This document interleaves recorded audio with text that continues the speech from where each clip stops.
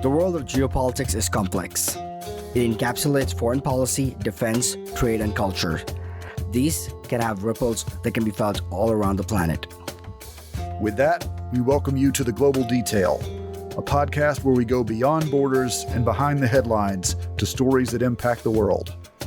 Our goal is to peel the onion and explore the various diverse layers through riveting interviews with experts and stalwarts.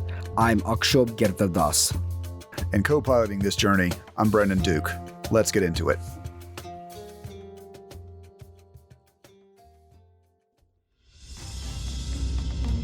There's a new movie playing out in Pakistan with an all too familiar script. The seemingly endless struggles between the military and civilian leadership in Pakistan feels like a franchise of films with more than a few sequels. One of its recent stars, Imran Khan, was a famous cricketer who rose to the level of prime minister with the support of the military. Apparently, he rocked the apple cart and fell out with the men in uniform, because he was later ousted by a vote of no confidence and then thrown in jail. And next, in a move eerily similar to a recent US president, he called for his supporters to rise up and fight for him. This political crisis is just one of many issues plaguing Pakistan. Its economy struggles with inflation, is close to defaulting on its debt, and is constantly depending on the International Monetary Fund for bailouts. Worse, there is also a climate crisis, as Pakistan has recently experienced floods on a near biblical scale. To help us unpack the political and economic conundrums of Pakistan, Askhobh Giridharadas chatted with Omar Waraich, who joined us from Amman, Jordan. Well, at the outset, Omar, thank you so much for joining us here on the Global Detail podcast. No pleasure. And I suppose the shifting sands continue to shift in Pakistan. And, when Imran Khan first came up in 2018 and won this massive election, it was, he said, Naya Pakistan, New Pakistan for viewers not familiar with Hindi and Urdu. And Muhammad Hanif, I remember writing, said it was old wine, new bottle. And it seems to sort of be that way because in your latest foreign policy article, you kind of, one line just touches on it, saying that the most popular politician is now locked behind, and in a battle with the country's most powerful institutions. So is it still old wine, new bottle, Naya Pakistan? Yeah, thanks, Akshub. It's a good question. No, and sadly, I think the reality is that Pakistan wasn't able to break away from its past, that we're seeing the past being repeated, which is for the nearly 76 years of Pakistan's history, the military has ruled directly for 3 decades, in the 60s, the 80s, and from 1999 to 2008.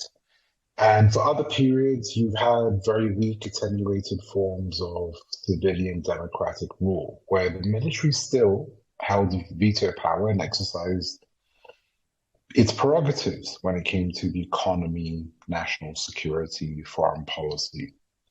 And during that time, while you've had a number of elections, the Pakistani people have never been able to vote someone out.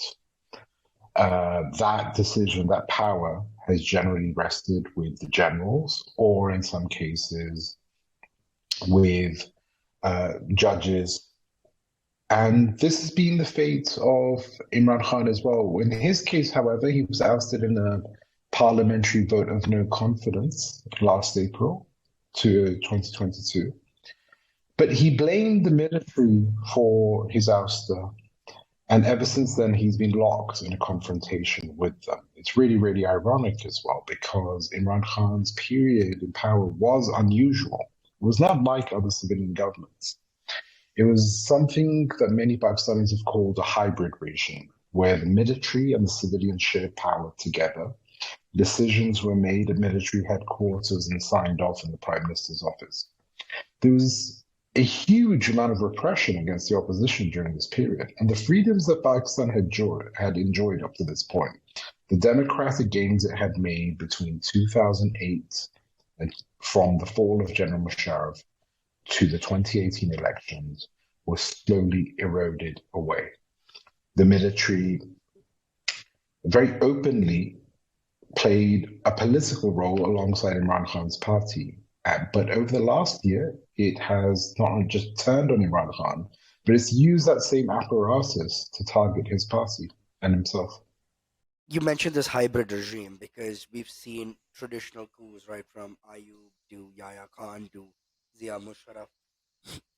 This hybrid regime, the dichotomy of Imran Khan's tenure or short tenure or in power was, take us back to 2018 when the military or the mill establishment, as it's known, a portmanteau of military and establishment, sort of set the stage for him. Because in the lexicon of those of us who followed Pakistan for a while, there is a notion that foreign policy remains very guarded within the mill establishment, particularly with regards to the US file, the Afghanistan file, China, and India. And Imran Khan was a populist. He was, of course, had the charisma of this World Cup winning captain. And I'm just curious, were the military set the stage for him to ascend the the political throne, if you will, in 2018 to now? Where did the tea leaves go wrong for Imran Khan? Where did he overstep the line, and what happened? It's a good question. He had for most of that period been pretty pliable as far as the military was concerned. He let them exercise their prerogatives freely. They made a lot of the decisions. In fact, in many cases, he even asked them to take decisions on his government's behalf. Where things start to go wrong are a couple of things. One, Imran, as a populist, as you mentioned, had conjured up these dreams of a near Pakistan, of this new Pakistan, which would be transformative. And suddenly, somehow, under his rule, corruption will be wiped away. Mass poverty will be a thing of the past. Pakistan will progress economically. There'll be the rule of law. There'll be justice. All of these things will happen, and they didn't. Those promises failed to materialize, and this created a great disenchantment. I don't think people took those expectations, perhaps the supporters did, quite seriously. But what happened, however, was that Pakistan started facing a very, very real economic crisis, partly of its own fault, but partly also because of things like COVID and the knock-on effects from the war in Ukraine. So Pakistan's economic position starts to become pretty bad, and is now, the country is mere weeks away from the prospect of defaulting on its international debt. The second thing that happens is that Imran Khan, with his populist style, manages to disrupt a lot of Pakistan's traditional relationships with its partners. This isn't just the case, for example, with the US, where I think at the beginning the relationship was already at a low point. I don't think you can blame Imran Khan for causing it to deteriorate further, and he did actually have a bit of a good rapport with Donald Trump. But the manner in which the Taliban took over Afghanistan and the way Imran appeared to celebrate that fact put him in the US's bad books. There were tensions with India as well, of course. But Imran actually mismanaged a lot of the relationships with some of Pakistan's closer partners. Saudi Arabia and the UAE in the Gulf, Turkey and Malaysia, the Chinese. And so Pakistan found itself being increasingly isolated and economically vulnerable. These two factors really swung the military away from him, and they started to worry about the fate of the country and whether they can afford to continue with this populist experiment. There was another factor, which was Pakistan's military jealously guards its historically unbroken chain of command. This is a pretty disciplined institution. There's never been a colonel's coup in Pakistan. The army chief has maintained his preeminence throughout. And it appeared that Imran started to meddle in this area. He wanted to decide first who the intelligence chief was, and later who the army chief would be. This raises a very, very dangerous prospect for the Pakistan military. What that means is you're then politicizing the army and potentially using these two powerful officers, the intelligence chief and the army chief, to create your own civilian-led autocracy. This was really just unacceptable for the military high command. And they pulled their support from him, leaving him vulnerable to this vote no confidence that leads to his ouster in April 2022. I suppose, Omar, that's probably where it ties into my next question when you kind of spoke about this hybrid regime. And um, it's sort of a very unusual thing. It's probably a case study in the world for civil military relations and this very complicated nexus. We've kind of seen this across countries and puppet regimes and maybe somewhat in the global south and African nations. But you say that hybrid regimes, sort of decisions are taken at GHQ, in the military headquarters, and beautifully signed off in the Prime Minister's office, from decision taken in Rawalpindi, where the military resides, and signed off in Islamabad. This comes to 2 points. One is, in that sense, would that just reduce the prime ministership in Islamabad to mayor of Islamabad in political will? And the second thing is, your article in a single line just hits the high note where it says the hybrid regime didn't just fail; it backfired in a very disastrous manner. So does that mean now, because the military have for so long realized that a coup is not what's in order, a hybrid regime is sort of the way they look about it, is that now off the apple cards for future regime? Like, what happened now in Pakistan? Yeah, so I don't think Imran was just the mayor of Islamabad. He wasn't that weak. I mean, he is genuinely popular across the country. He's actually more popular now than he was in 2018. And this happens for a few reasons. One, there's a general disenchantment in Pakistan with the two traditional dynasties that run the mainstream parties, the center-left Pakistan People's Party of the Bhutto Zardari family and the center-right Muslim League of Nawaz Sharif and his brother Shahbaz Sharif, who have had disappointing records in government and have faced a lot of allegations of corruption during their stints in power. So one thing that was going for him is people wanted change. The other thing is that Pakistan's electoral demographics changed. Over the last 20 years, you had a growing middle class in urban spaces. Pakistan is increasingly either urban or peri-urban for the most part. It's no longer a majority rural country. And what's that meant is that you've had this growth of this middle class, which had traditionally not been involved in politics, but has since found Imran Khan to be quite an attractive proposition because he represented, or at least promised to be, different. And Pakistan's also an overwhelmingly young country where, 73% of the population is under 30. These are people who grew up with with a sense of the country being one of thwarted promise, and they blame that on the traditional politicians. We can debate how accurate that analysis is, and I don't think it's that accurate, actually. But that story sells for Imran. So he is genuinely popular in Punjab, in Khyber Pakhtunkhwa, in the Northwest Province, in the largest city of Karachi, so different parts of the country as well. What he wasn't able to do, however, was govern. He is actually very good at opposition. He's not so good at governing or running the country. He did come up with some creditable schemes, some welfare schemes that were very popular. Pakistan rolled out health insurance in its two largest provinces under his government. He managed COVID reasonably well.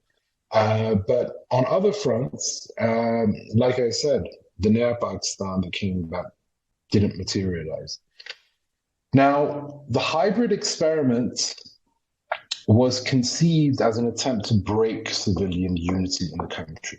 What you had between the end of the Musharraf dictatorship and the election of Imran Khan was a dynamic where the mainstream political parties have decided, whatever our difference may be between each other, we will have them out within the framework of the Constitution. We're not going to take this to the military. We're not going to let the military intervene. Imran Khan, starting in 2014, well, actually, soon after the 2013 election, starts to actually resist this. He rejects the results of the election. He says they've been rigged. He starts carrying out these sit-ins, and we see the military start to back him. We see journalists suddenly, who had, on the whole, tried to be committed to a non-partisan appearance. They may have been partisan themselves, but very few journalists at the time said openly, and I think this is true across South Asia. Back then, if you look a decade ago, journalists in South Asia very, very rarely identified themselves with a political party, but they do so now. And we saw from that point many journalists turning and becoming more pro-Imran Khan. We saw judges leaning that direction. We saw elements of the bureaucracy. So Imran gets a boost in 2018 and comes to power. The military helps him rule. The disaster is they had put all of their hopes in this one guy. And they'd hoped that this would be good for the military as well and good for the country. And ironically, they are forced in a position now to take him on as the biggest threat for two reasons. One, as I mentioned, he was meddling with the military's upper ranks. This is a situation where he's even seeking to pit certain generals over others and create favorites. That's a very dangerous situation for the Pakistan Army. The second is that he is actually hugely popular. He wasn't as popular, as I mentioned, when he was elected in 2018. The military needed to help him out then. But once he's pushed out of power, he becomes popular for two reasons. One, he resists this quite fiercely. But two is also the reaction that his supporters have. They say, wait, why doesn't the right to push to vote out a Pakistani prime minister lie with us? Why didn't he get a fair crack? And secondly, if you wanted to remove him, who have you replaced him with? These two dynastic parties who are now in coalition together. You spent the last 20 years telling us that these people were feckless, inept, distant, and venal. What's changed now? And so they have to reckon with it. And you have this extraordinary situation in the country right now where Imran Khan's supporters are not situated in remote rural areas. They're in the very same heartlands where the army draws its support. Many of his supporters include people who have serving or retired relatives from the military themselves.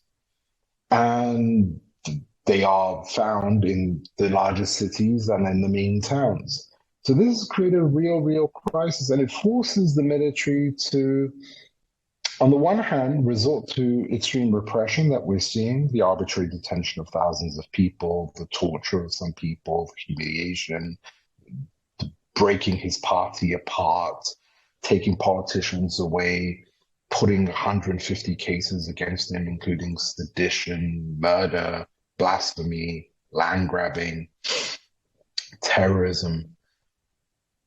They have to resort to these extreme measures because they have to deal with this threat. But what that also leaves them with is a very difficult situation. They can only now assert themselves through force, and they have become deeply unpopular in the same heartlands they used to rely on for support. Omar, that brings me to 2 points. One is I want to also, while you give me the current lay of the land, I want you to also play Pakistani historian, because when I first explained to Brandon, trying to explain this enigma of Imran Khan, a little before my time as a cricketer, but of course, serenaded with his highlights, and I tried to explain to Brandon almost that the analogy with Tom Brady, that at 40, Tom Brady winning the Super Bowl, Imran Khan winning the World Cup, and he was vastly popular even in places like India because cricket sort of bridges barriers, because there is no real way of debating a good cricketer from, when someone's a legend, then you're adopted, you're loved. And I remember this charismatic, Oxford-educated, dapper Dan, married to a Jewish heiress in a very conservative Islamic society, not even now, but in the 1990s, and who partied like a playboy in London nightclubs, to this, as someone would say, this sort of born-again Muslim, very pious, third wife, very different from his first wife, and almost very antagonistic and bellicose to the West. So where did this? It's one thing to play to the political pillars and political galleries, but where does this metamorphosis of Imran Khan come from? So it's not necessarily a metamorphosis, and I'll try and explain. Imran's quite unique, I think, for a number of reasons, because you haven't had a politician in Pakistan before who's been a huge celebrity before their political career. And just to build on that, but baseball is just one of the sports that Americans love. Cricket is the sport that Pakistanis love, right? It has no competition. It's like football in Brazil. And in the case of Pakistan, it's also one of the few avenues through which the country gets global recognition. It's one of the few things where Pakistan comes out, leading the world in something. Well, there are a few others, but not many. And within that, he earns a unique distinction. He wins the World Cup. He also does a few things along the way. So this was a game, as you'll know, Akshub, where cricket actually was, while Imran was playing, was quite a racist game as well. This is a time when English and Australian cricketers in particular, and South Africans, used to look... Pax Britannica. Yeah, they used to look down on countries from the global south, the former colonies. They used to abuse them on the pitch. They used to say all these things. And Imran used to stand up against that. That was part of the reason why you had this great friendship with Indian cricketers. Because they also they face that same racism themselves, so there's some solidarity. But also, when India played Pakistan, it became a different thing. It was these two countries that had fought 3 wars against each other suddenly enjoyed this kind of battle, the sporting battle, this war with minus the shooting, to use Orwell's phrase. And he became very, very popular. This also means, in the context of Pakistani nationalism, this earns him a unique place, because it's not like, he is a cricket captain who can beat India, but also beat the former colonial power at his game, cricket. Meanwhile, you have Pakistani generals who claim to be the standard bearers for Pakistani nationalism, and they've never won a war themselves. Nationalism at home needs these kinds of things. It's built on victories. And in Pakistan's history, you don't have that. At the same time, he's a complex character. Yes, he was, but I didn't think it's unusual. There were lots of South Asians and lots of Pakistanis like that who were very westernized, who were Oxford educated, who did party in nightclubs and hung out with the English aristocracy. That wasn't unusual. He was certainly more visible in that context.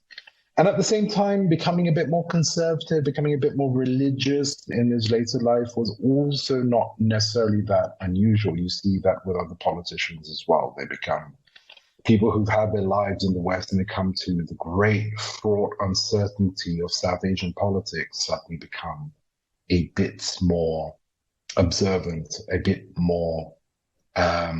they pander a lot more to traditional forms of culture and mores. You saw this transformation with Ashraf Ghani and Hamid Karzai in Afghanistan. You see it with, the other day I was looking at photos of Shashi Tharoor, and he's very, very open about his faith and how he practices it. And you see it in Pakistan. Benazir Bhutto started wearing a scarf. It's a conservative society. And trying to navigate these things, I don't think they're necessarily contradictions. It's a case of you appear in certain ways with certain reference points to certain audiences and then to others. But Imran does take it a bit further. I certainly agree with you that, which is he doesn't just say he's become more religiously observant or more conservative. He makes it part of his political platform. He makes it part of his speeches. He includes religion, and he's basically working in the context of a Pakistan that emerged from the Zia period, where you had this Islamizing influence. And so the rhetoric he uses is different to that Pakistani politicians used in the 60s or earlier. In terms of his attitude towards the West, that's also a complex one, where often you can hear his speeches, and he is at times the biggest champion for Westminster democracy. He says it all the time. He says, this is where we got our system from. This is where I learned about democracy from my 20 years in England. This is how the separation of powers work. This is how the rule of law works. This is how a free press works. All of these things. And I want these for Pakistan.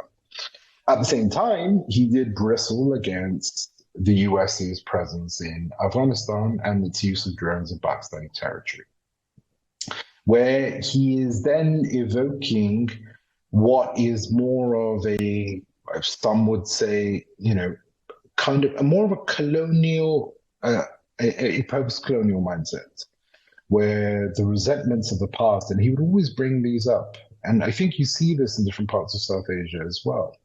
A resentment at what is perceived to be a humiliation of being a colony in an earlier period of your history, and the fear that you're being dominated once again, albeit by a different country this time. And using that resentment, which existed at the time, there was a lot of anger in Pakistan at the time that there was a war going on. That country that had been peaceful suddenly faced this insurgency domestically from 2007 onwards. Between 2007 and 2017, Pakistan had this huge insurgency in its own country, which was part of a spillover from the war in Afghanistan. And this is the period in which Imran Khan is coming up in politics. He uses this period to rail against what he sees as the failure of the political elites. And this works with his populist framework. He applies it to every single context. What he says overall to Pakistanis, like a classic populist, is, I'm here to fight for your interests. I promise you a bright future. You deserve that. You would have gotten it if it wasn't for these feckless, venal, inept elites. They're the ones who stole the country out for their own personal gain. And he uses it in the context of the economy. He uses it in the context of foreign policy. He uses it in the context of other issues domestically. And for a while, it really works and it really resonates with people, even the ones who don't actually buy into the specifics of it. And then there are many people, even amongst Imran's supporters, who are very skeptical of his rhetoric and are very critical of his flights of fancy. What he does manage to persuade them of is, hold on a second, this guy he speaks with some sincerity. This was the selling point. We can debate how sincere he actually was. But what he's very successful at was communicating that, giving the appearance that actually, however wrong he may be in his ideas, however misguided he may be in terms of his policies, in terms of his way of thinking about the world, he is quite sincere. And that's why you end up with his supporters being a very broad base of people. They're not most of the country. I think, he still doesn't have, Pakistan's a large, complex country of 250 million people. No one can successfully dominate the political landscape. But he does manage to pull together a very unwieldy coalition of people that go all the way from very conservative religious people to fashion designers and models, singers, pop stars, actors, in a way that no one in Pakistan has before him.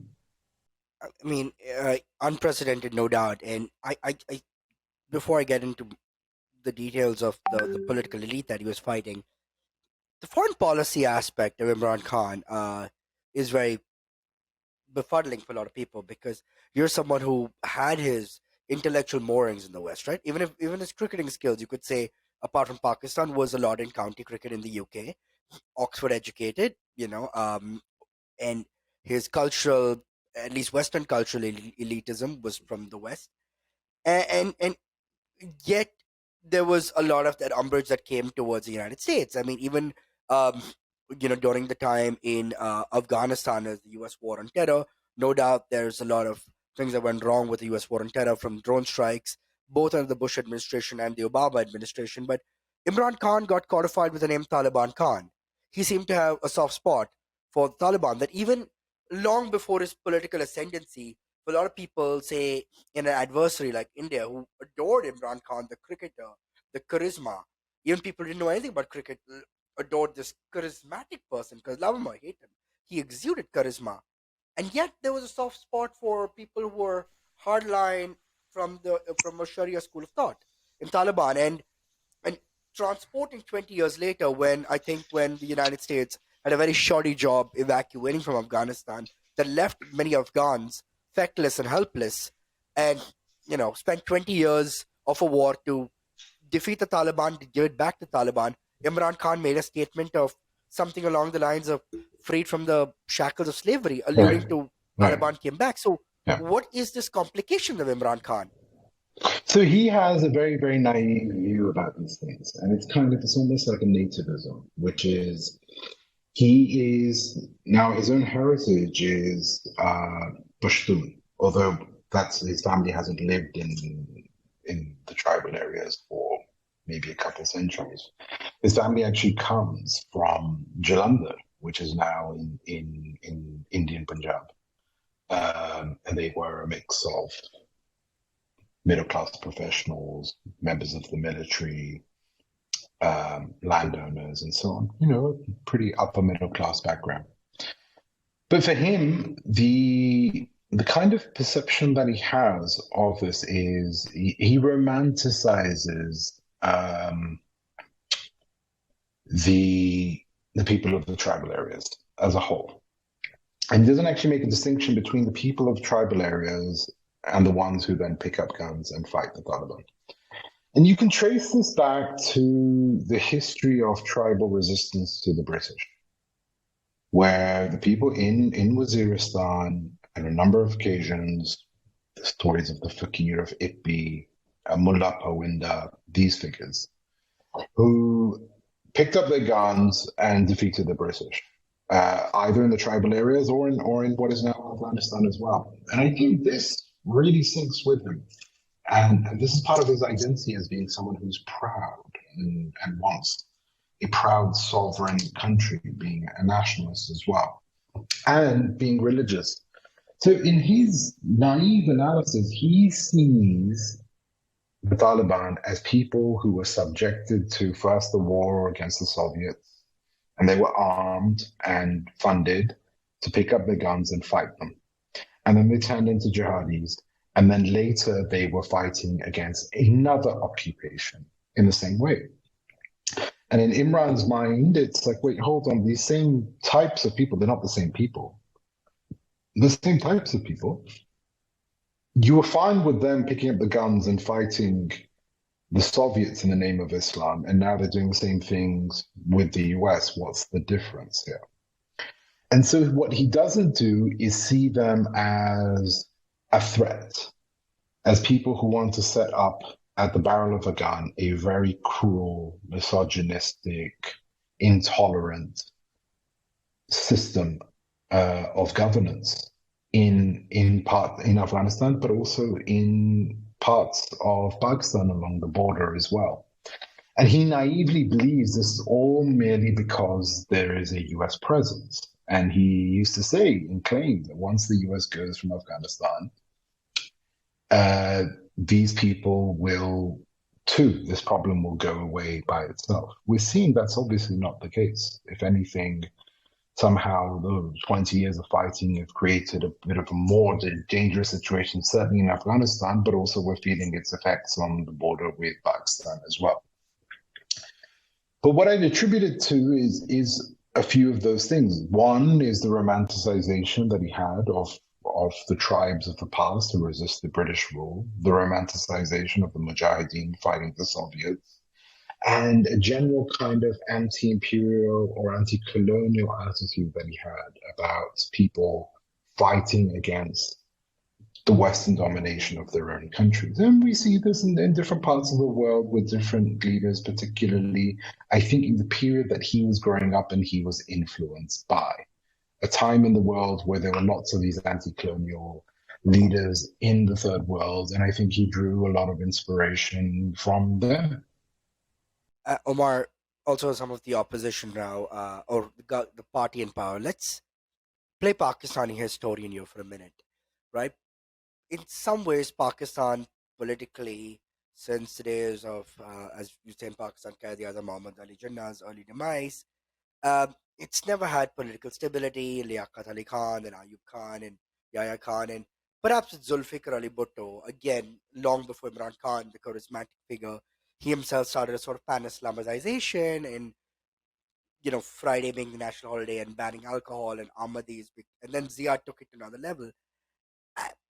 The PPP, of course, was the Pakistan People's Party, the family of the Bhuttos, was the main thorn in the Pakistan military side, to the point that I think history, if it serves me right, the military mollycoddled the PML in Nawaz's party in Punjab, which is of course where the PML stronghold, and those two parties horse traded, fought each other in the 90s until Musharraf said enough is enough. And now, very unusual to children of the 90s to see the Sharifs and the Bhuttos coalesce to form a coalition. What what does it look like right now? Because Imran tore the apple cart a little bit, but then he's ousted out of power, and the Bhutto and the Sharifs. I mean, this is a very fragile coalition that can't stay stable for too long, can it? Or where do you see the future of dynastic politics or Pakistani civilian leadership politics going on? Yeah, it's a good question. We now have a situation where, so you had, as you mentioned, the People's Party of the Bhutto Zardaris resisted the military dictatorship of Zia al-Haq in the 80s. Then the former, and there is a bit of a continuity with this. Zulfikar Ali Bhutto, the Family People's Party, was a protege of General Zia. That's how he was in his cabinet. He was his foreign minister. And later, he builds his own party, comes to power, is crushed by the military, is hanged by the Supreme Court and the military's orders in 1979. And his party resists the dictatorship of General Zia. You have Nawaz Sharif, who was a protege of General Zia, who was then overthrown in a coup in 1999 by General Musharraf. And his party then teams up to an extent with the People's Party and resists the dictatorship of General Musharraf. And now you have Imran Khan, who is a protege of, I suppose, a few different generals, overthrown, but it happens in a very accelerated period. So General Bajwa is the army chief when Imran comes in, and General Bajwa is the army chief when Imran is pushed out of power as well. It happens in just 3.5 years as opposed to a more extended period. And now the military is committed to dealing with him as well as an enemy. So you have a situation where every single mainstream political force in Pakistan has suffered under a dictatorship for at least one period. And yet at the moment you have this very uneasy coalition between former rivals, the Pakistan Muslim League, Nawaz, and the People's Party. I think from their perspective, what they see is they are fighting for political survival. And in Pakistan, what that means is wherever any space opens up for you, you move into it because you don't know if that space will close up. It's not like there's a guarantee of regular elections and stable civilian democracy that you can wait until the election and wait for your turn. I think they were very relieved that Imran was pushed out of power because I think they feared that the longer he stayed in power, the harder life would get for them. That he would be repressive, that he would try and shut them down, he would try and imprison them. In fact, the current Prime Minister, Shehbaz Sharif, could have been arrested mere days after the vote no confidence took place. If Imran had won that vote no confidence, we could have seen a different situation where Shehbaz Sharif was thrown in prison. So for them, it's a question of survival. I think we're in a very strange situation in Pakistan right now where everyone is weak. So the political party, Imran is obviously weak. His party's been smashed to bits. He's facing 150 cases. He may still be quite popular, but he's got no way to transport that popularity to an electoral return. That's been destroyed. The political parties aren't popular. They've had a horrendous time in government. They've been accused of collaborating with the military to get Imran out. They've dealt with the fallout of COVID on the economy. They've dealt with the catastrophic floods last year, which submerged a third of Pakistan, rendering millions homeless and struggling for food security. They're dealing with a very difficult economic situation where inflation is up to close to 40% and the rupee is at record lows. And the military itself, which used to style itself as a guarantor of stability and order, the ultimate resort, is hugely controversial at this moment because of this bruising battle with Imran Khan and the situation that the country is facing. in this context where everyone is weak, what that I fear creates is a situation where the military will want to maintain coercive control. We may see a bit more authoritarianism in Pakistan than has traditionally been the case. As I mentioned, if you go back to 2008, there's a lot of space in Pakistan. The media was relatively free. There were some red lines, of course. And when people crossed them, they suffered terrible consequences. But you had a vibrant media, which included criticism of the military and certainly of the politicians, and all politicians of all sides. You had space for civil society back then. You had space for the opposition. There were no political prisoners at the time either. And that's all changed now. Now you have a very, very fragile situation.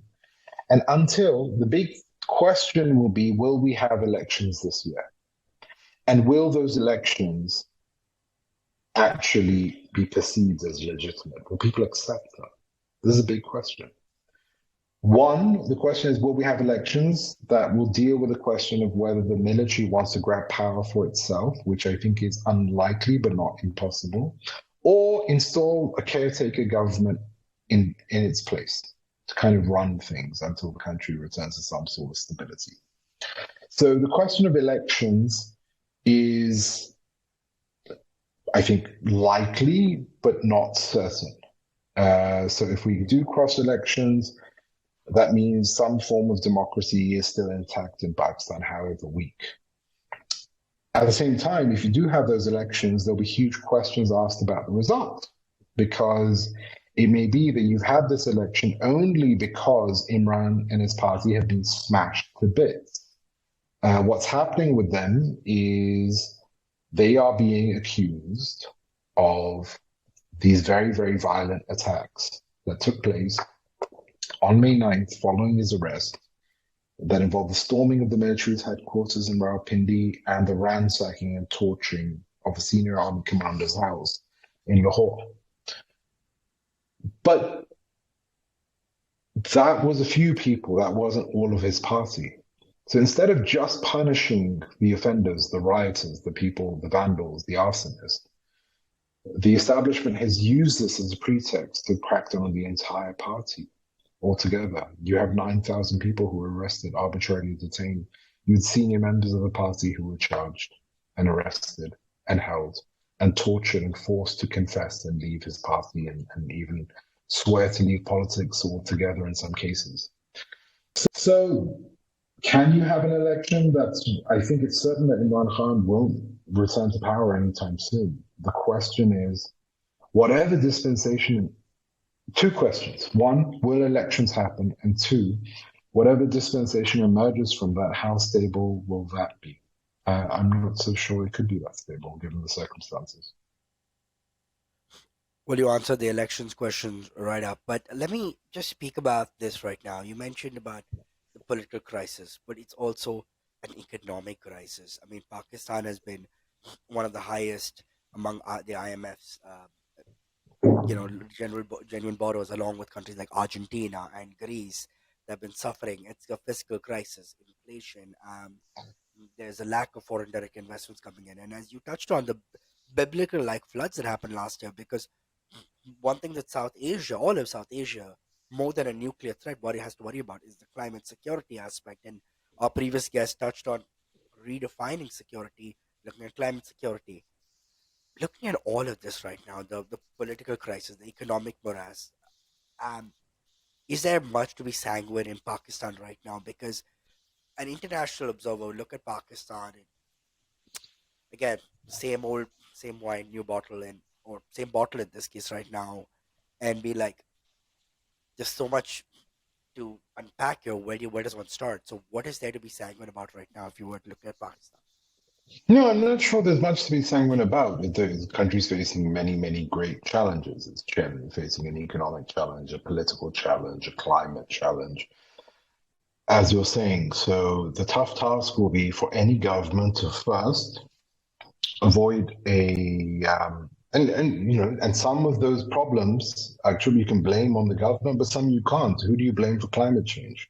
Right? The people to blame for climate change. Pakistan is responsible for less than 1% of global emissions. And yet it is the fifth most vulnerable country when it comes to the ravages of climate change. That's not the fault of any general or of any politician. It'll certainly be the fault Nor if policy is not enacted soon enough, though. But absolutely agree. No, but even if you were to, what policies could you enact that stop Pakistan actually being this vulnerable? I don't. They're not responsible for. They're not the main polluters. The main polluters are the larger countries in the world, the larger economies, the U.S., Yeah. China, even India to an extent, Europe, others, and within the subcontinent as well. It is, Pakistan is particularly vulnerable just because of where it's situated, where the geography is, where Water glaciers from are Indus. Yeah. melting at a much more rapid rate, and that causes these floods to happen and submerge the country. So the task before any government will be, one, to try and avoid a default, which would have disastrous consequences. We've seen Sri Lanka default, and the political consequences of that. And that's just a country of 20 million people. We've seen Lebanon default and the consequences of that. We've seen Zambia default as well.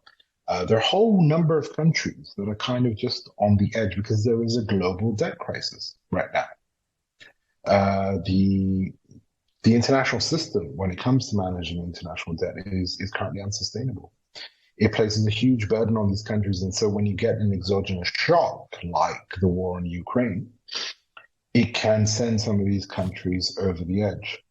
So Pakistan will not just have to, one, avoid default, and then two, figure out a way to avoid defaulting in, over coming years. It will have to discover some measure of political stability within itself and work within this very strange zone that it's in right now, where it can't go back to a free and fair democracy because you've just eliminated one of the political parties that would have been a big player there. You can't go to a dictatorship because that would actually guarantee Pakistan's isolation and its economic ruin. So what do? You need to find some sort of stability there. And then you need to start preparing for these big cataclysmic events. The climate's one of them, but there are others as well. I think the advance of technology will hurt developing countries quite hard because they won't have that technology and others will. The threat of automation and what that will mean for manufacturing sectors, the threat of food security and what that means for a country that used to be able to at least feed itself and export food, now is facing a great challenge in terms of just doing that. So no, I don't think there's much to be sanguine about. On the contrary, I think they're huge, huge challenges. Some of them existential that Pakistan faces. Yeah, Omar, I'd be remiss if I didn't. We spoke about the military, but one of the things that's got codified in the military security apparatus is obviously the inter-service intelligence, the ISI, the intelligence agencies, and it's the shadow government that we've spoken about for a long time. It's played its part. It's upended elections, ousted prime ministers, perhaps in Bhutto's case, responsible for it. In Benazir's case, may have had a hand in assassination. I mean, the Kennedy files, the Bhutto files remain out there. But even in your article that you touched on, you speak about intelligence agencies acting as enforcers, lock up opponents, muzzling journalists, disappearing critics. It's almost like I could use this line, and it could have happened PPP time, PML time, PTI time, and it seems to be repeated. The shadow government that's not quite in the shadows. I I have to ask right now. I mean, at what point do, based on the way we're seeing things unfold in Pakistan, with the PTI support turning on against the military, because the military or the military intelligence has looked at this Praetorian Guard, right? For so long, the notion was the governments are corrupt, as it's very redolent in South Asia, like civilian governments are corrupt, and the military is the one that's keeping people safe at night, allowing people to sleep at night. For many years, it was avoiding India from coming and taking over, and now it's keeping Pakistani safe from America. But do you see at all the ISI, the military, weakening? Is this sort of a awakening that will lead to weakening, or again, not much to be sanguine about. Um, so I disagree with a couple of things. That one, I don't think it's a shadow government. It's a part of the permanent government. So as I mentioned, the military's always played this outside role in Pakistan's history. There's nothing hidden about it. It's there for everyone to see, and you can feel its influence felt. There's some notions that some people have of the ISI being sort of like, a rogue regime, unaccountable to anyone. That we're seeing is not the case. What we're seeing is it's very much the army chief calls the shots, the ISI acts within the formations that exist. The ISI is headed by a lieutenant general, a three-star general, who reports technically to the prime minister, but is within the army chief's chain of command and acts on his whim. In terms of the things that I described, no, that wasn't the case always in Pakistan, actually. So if we go back to even the Musharraf period, you didn't have the ISI doing that. It certainly wasn't the case in the Zardari period. It wasn't the case in the Nawaz period. Between 2002 and 2018, you didn't have political prisoners. You didn't have mass repression in Pakistan. You had a growing media. You didn't have journalists censored in the same way. You had sensitive areas, so there are limits on what you could say about Balochistan, about enforced disappearances, about parts of the tribal areas and the war on terror and reporting on those sensitive things. But you actually had a lot of freedom. The opposition was active throughout that whole period. They were able to fight elections, they were able to win seats, they were able to mobilize, they were able to recruit people, they were able to fight competitive elections that were generally accepted the result of. The 2002 elections were controversial because Musharraf manipulated the results, where he took the winners from the PPP and the PMLN and pulled them into his party. And that's why in India and Pakistan, you both have an anti-defection clause now to avoid that kind of manipulation. But the 2008 elections were accepted, the 2013 elections were accepted. So you didn't have that.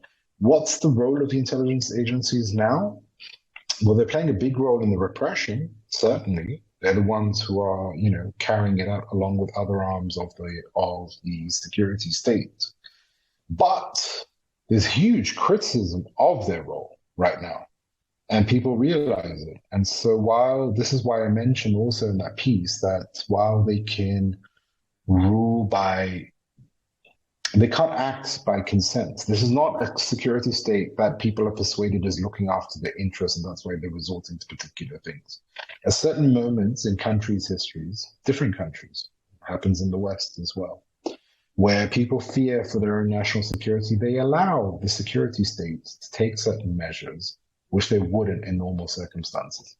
This is not the situation in Pakistan. People are very, very clear what this is. This is the military playing an outsized role, and the intelligence agencies playing their own role within that.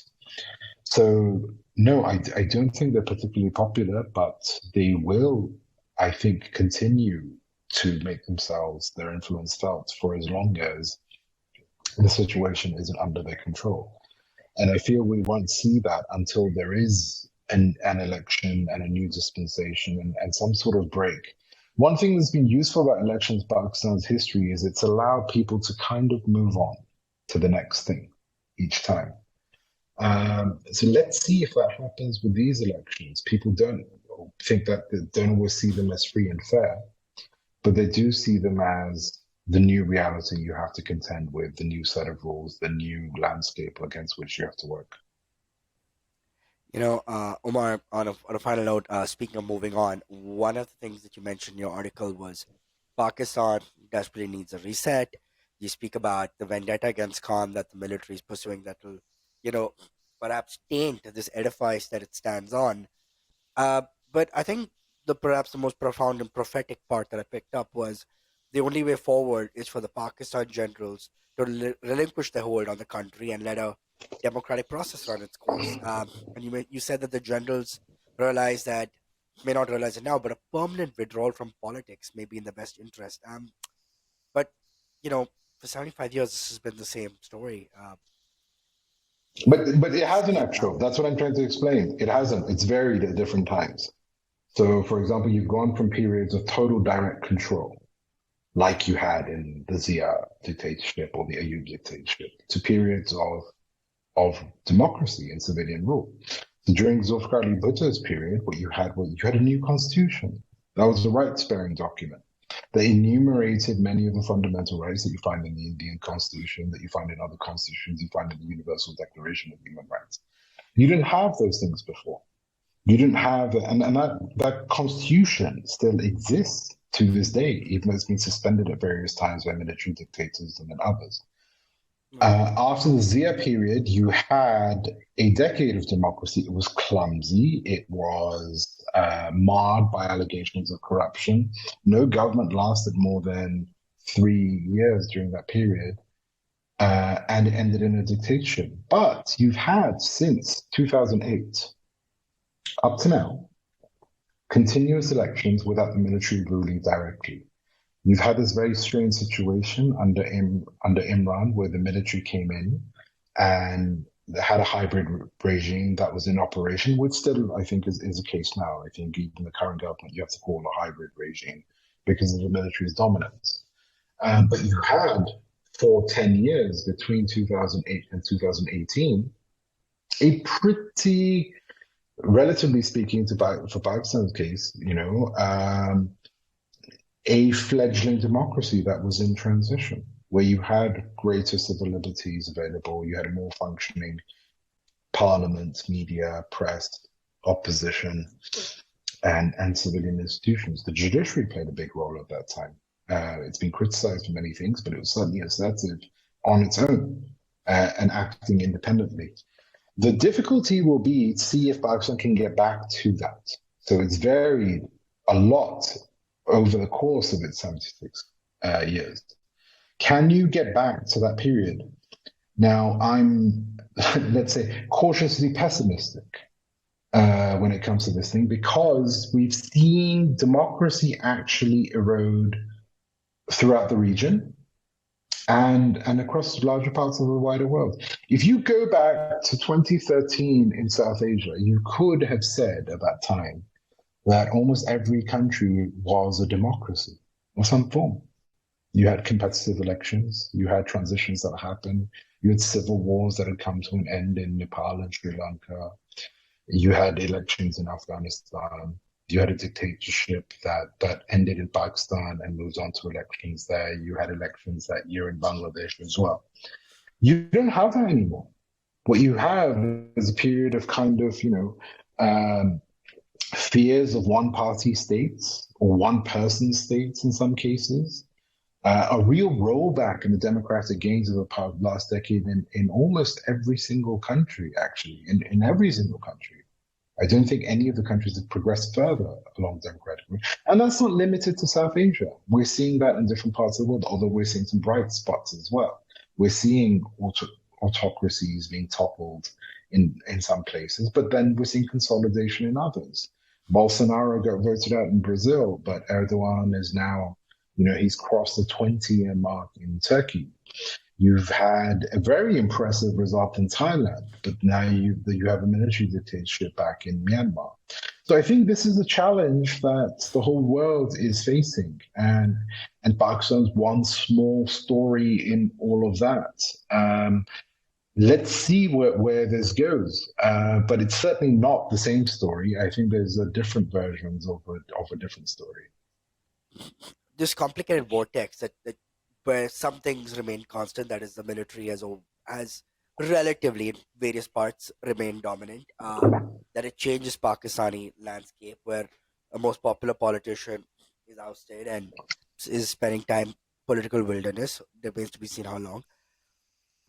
More than the military going away, do you think that the entire system needs a reset? And that's a very Herculean task. Where do you start with that? No, so I think that it does need a reset. And hopefully the crisis that Pakistan has reached now will compel people to think of that reset and its absolute necessity. I think you have a model in the 2008 moment where the military realized it had overly exposed itself on a number of fronts. It had its political project in that time in the form of the Musharraf dictatorship had had run aground and was unpopular, and they had to make way for the civilians. Now, the question is, will they actually understand this, and who will take this forward? That's a question yet to be answered.